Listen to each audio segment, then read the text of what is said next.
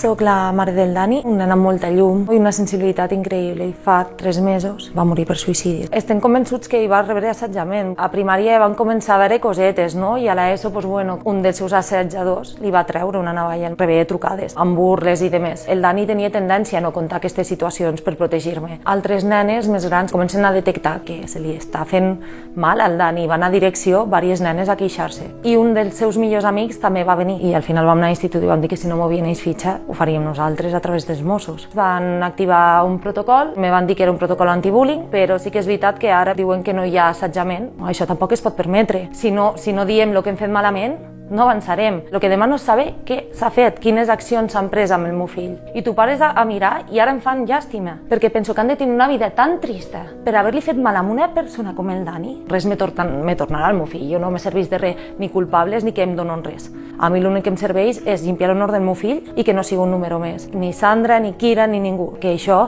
pari i que aquesta llista se tanqui. El dolor que jo he sentit, que sento i que sentiré, no el vull per ningú. I el dolor que ha sentit el meu fill per arribar a fer això té que ser algo inhumà. És un indici de que algo funciona molt malament a la nostra societat. El que vull és que si ell m'estigués veient, estigués orgullós de lo que estic fent.